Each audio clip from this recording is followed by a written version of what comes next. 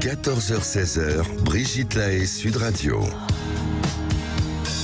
Et nous continuons durant cette deuxième heure avec Christian Jamin, gynécologue, endocrinologue, c'est-à-dire spécialiste des hormones. Et on en parle évidemment des hormones qui s'en vont au moment de la ménopause. Et on a bien compris qu'il ne fallait pas tout leur mettre sur le dos. On a déjà pas mal d'infos depuis 14 heures. On va continuer durant cette deuxième heure. Donc n'hésitez pas si vous avez envie de poser des questions. Sud Radio, on parle vrai au 0826 300 300. Mais d'abord la devinette et la réponse. Surtout, quelle est la meilleure manière de faire taire une femme? Bon, alors je vais être très correct, l'embrasser. C'est exactement la bonne réponse. Bravo. Mais il y en a Jamin. d'autres. Je n'ose même pas penser à quoi vous pouvez penser. Je ne veux même pas y penser. Bonjour Sandra. Bonjour Brigitte, bonjour docteur. Bonjour. Merci d'être avec nous Sandra. On vous écoute, allez-y. Avec plaisir. Moi je souhaitais témoigner par rapport à la ménopause qui pour moi a été quelque chose d'extrêmement difficile. Oui. Et aujourd'hui j'en parle avec un peu de recul puisque j'ai eu, je vous expliquerai, une reprise en main qui m'a permis de mieux vivre ce passage obligatoire. Donc effectivement je me suis retrouvée aux alentours de 45-6 avec des changements au niveau de mon corps, au niveau déjà des bouffées de chaleur, beaucoup de fatigue incomprise par le corps médical, des douleurs extrêmes dans les muscles des cuisses. Alors peut-être que le docteur Jamin peut me dire. On a même cru que j'avais une maladie en fait, et donc j'ai eu des troubles du sommeil. J'ai pu voir apparaître une modification de ma silhouette qui a été très claire, et j'ai été surtout exténuée, très fatiguée, etc. Et puis, j'ai supporté, j'ai été en errance médicale pas mal de temps. Alors effectivement, j'étais à l'époque sous pilule qui me coupait complètement les règles. Donc peut-être que ça a faussé un petit peu les examens que j'ai pu passer, les prises de sang, etc. Et puis un jour, je suis tombée sur une merveilleuse gynécologue que je salue et qui m'a sorti un petit peu de tout ça et qui a détecté effectivement que mes hormones baissaient en fait, et que c'était probablement la préménopause. Et puis la périménopause, pardon. J'ai bien écouté au début de l'émission la différence. Et puis, du coup, écoutez, petit à petit, j'ai eu beaucoup de souffrance. Mais alors, elle m'a proposé pas grand-chose, en fait, au départ. Et j'ai dû faire le cheminement toute seule pour me sortir de tout ça, de mes douleurs, de ma souffrance. Et par rapport à ma sexualité aussi, ce qui s'est passé, c'est que j'ai eu honte. Alors, je le dis là aujourd'hui parce que je l'assume complètement et que je suis sortie de ça. Mais c'était important pour moi de témoigner ça, c'est que j'ai eu honte de l'annoncer à mon entourage, surtout à mes copines et à mon mari. Je me sentais, parce que c'est vrai qu'aujourd'hui on est dans un monde où l'apparence est très importante, la performance, la beauté, la forme, etc. Mais je vous remercie de dire ça, parce que c'est ce que je disais tout à l'heure. Je crois qu'on parle beaucoup du tabou des règles, mais je pense que le tabou de la ménopause est encore plus fort. Vous verrez jamais une femme dire comme ça, de manière naturelle, ça y est, je suis ménopausée. Et je vois pas pourquoi, puisque c'est pas une maladie, quoi. Voilà, exactement. Et donc, moi, effectivement, vous me disiez en début d'émission, ma mère ne m'a pas... à chaque fois que j'ai évoqué avec elle le sujet, elle me disait toujours que ça n'avait pas été un problème, que c'était passé comme une lettre à la poste. Et donc, j'ai pas eu de repères, en fait. Et en parler avec les copines quand on a 45 ans, c'est pas évident, parce qu'il y en a plein qui ne sont pas concernés. Donc, je me suis retrouvée un peu seule, on va dire ça comme ça. Et il a fallu que je chemine moi-même, mais grâce également à l'aide de cette professionnelle qui m'a quand même pas mal aidée, mais j'ai dû cheminer. Oui, mais c'est ce que je crois depuis. Enfin, j'ai préparé le sujet. Je crois que c'est en effet dommage que les femmes se sentent si seules à ce moment important de leur vie. Cette douleur dans les cuisses dont parlait Sandra, Christian Jamin. Alors, c'est pas spécifique aux cuisses, mais alors j'allais dire, c'est un nouveau signe de la ménopause. C'est-à-dire que pendant très longtemps, c'était les bouffées de chaleur. Et puis, c'est vrai qu'il y avait des pseudo-rhumatismes de la ménopause, c'est-à-dire, comme on vient de l'entendre, des femmes qui étaient persuadées d'avoir une maladie rhumatologique parce qu'elles avaient mal partout. Et en fait, c'est l'utilisation de traitements pour le cancer du sein où on diminue brutalement le taux des hormones, où on a vu apparaître des douleurs diffuses et des douleurs articulaires. Et à ce moment-là, ça a fait eureka dans la tête des spécialistes. On s'est dit, mais finalement, toutes ces femmes qui se plaignent d'être douloureuses au moment de la ménopause, c'est lié à la chute hormonale. Et c'est pas parce que vous avez des rhumatismes, c'est parce que l'hormone féminine, l'estradiol, modifie le seuil de perception de la douleur. C'est-à-dire que ça module la douleur naturelle, si je puis dire. Et quand vous avez tendance à avoir des petites douleurs, comme on a tous, eh bien, quand on n'a plus d'œstrogène, c'est plus des petites douleurs, c'est des grosses douleurs. Et parfois, ça vous amène chez un rhumatologue qui cherche pendant des jours et des jours à ce que vous pouvez avoir, et il suffit de donner un traitement hormonal pour que ça disparaisse. Oui, alors merci pour toutes ces informations. Effectivement, j'en avais pris connaissance. Et alors, du coup, sexuellement, on va dire que effectivement, quand on n'est pas bien dans sa tête et dans son corps, eh bien, effectivement, il y a eu comme un désintérêt du sexe en ce qui me concerne. Bien sûr. Mais justement, j'ai eu beaucoup de prise de conscience parce que la douleur était telle au niveau psychologique et au niveau physique qu'il y a eu un moment où j'ai dû carrément m'isoler, en fait, comme une retraite, un temps pour moi que j'ai pris pour réfléchir, faire le point, et qui a été extrêmement bénéfique.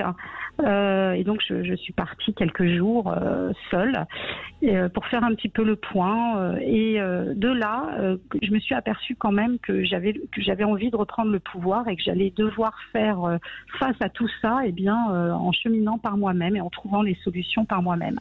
Alors, il se trouve que mon activité professionnelle me le permettait, puisque je suis sophrologue, mais que j'ai été également prof de gym par le passé. Et je me suis beaucoup aussi intéressée et formée à la beauté, au relooking, etc. Et en fait, je me suis appliquée une sorte en écoutant mes besoins, par rapport à mes besoins, une sorte de protocole de vie, en fait, pour essayer de sortir de ça toute seule, comme j'ai pu. Alors, je me suis fait quand même aider de gauche et de droite, notamment par des médecines naturelles, etc. Et aujourd'hui, eh bien, je peux dire que je me suis réinventée, que je vis cette période qui n'est pas encore terminée. Et en tout cas, j'ai repris le contrôle sur tout ça et je vis chaque jour de mieux en mieux avec ma ménopause, en étant de plus en plus épanouie parce que je continue encore à cheminer. Et voilà. Et aujourd'hui, justement, j'essaye dans le cadre de mon activité professionnelle d'aider les femmes qui vivent ça, et bien à porter un autre regard sur elles. Et justement, au début d'émission, le docteur Jamin disait que le désir, c'est le regard, mais le regard, effectivement, commence par le regard qu'on a sur soi. Bien sûr, bien sûr. Donc voilà, je les aide à cheminer dans ce sens. Voilà, j'ai eu envie de partager tout ça avec d'autres femmes, effectivement, qui se sentent très seules. Je le vois parce que moi, je suis beaucoup sur les réseaux sociaux. Et donc, aujourd'hui, je me suis donné cette mission d'aider les femmes qui souffrent de ménopause. Mais j'ai envie de vous poser une question à laquelle vous pourrez peut-être pas répondre, mais qui me paraît importante, puisque vous avez traversé ça de manière assez désastreuse au départ. Quelle idée vous aviez, vous, de la ménopause avant, quand vous aviez 35 ans? Justement, une idée plutôt négative. Eh ben voilà. Ouais. Une idée un peu, je pense, quand je voyais ma grand-mère à l'époque, dans mes souvenirs, je me dis, dis donc, à partir de 50 ans, si je suis comme ça, c'est l'horreur.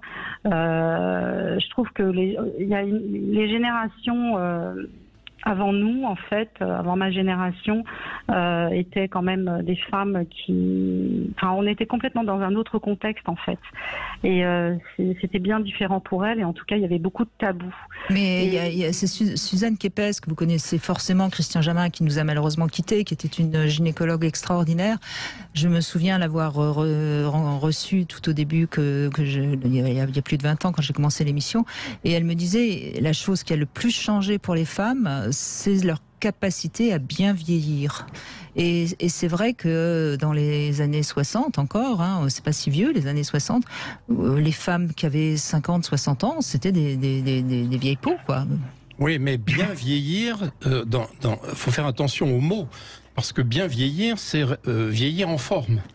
Oui. Alors que bien vieillir, c'est aussi vieillir en gardant un regard par rapport à soi-même sur sa capacité de séduction, sur sa capacité de bonheur, etc. Donc, bien sûr que c'est bien. Bien vieillir, c'est déjà ne pas vouloir rester jeune.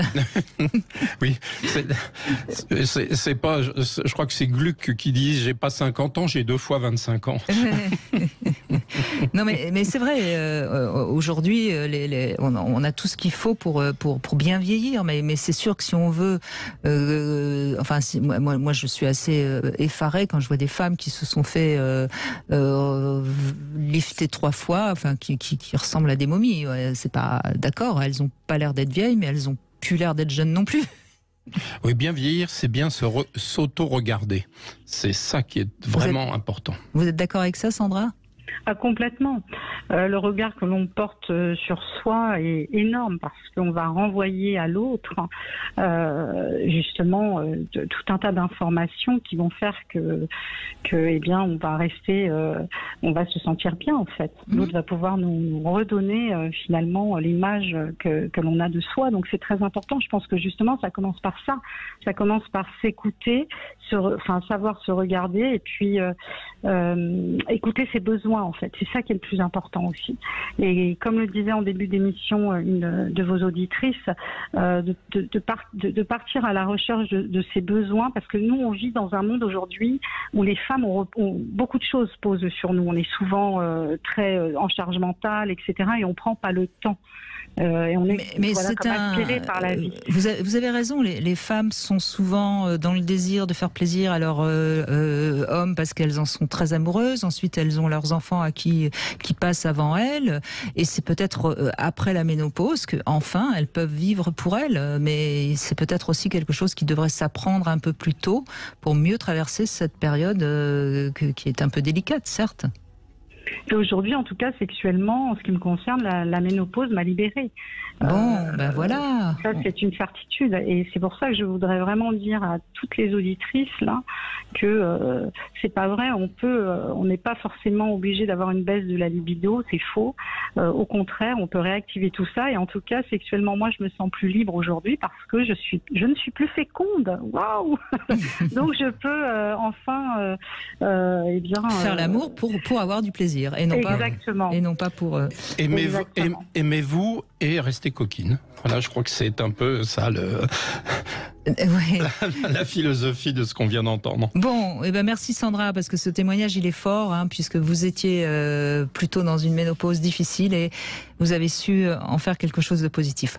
Allez, on fait une petite pause et puis vous aussi, n'hésitez pas, venez témoigner. De toute façon, chaque témoignage est un témoignage différent parce que chaque femme est différente, évidemment.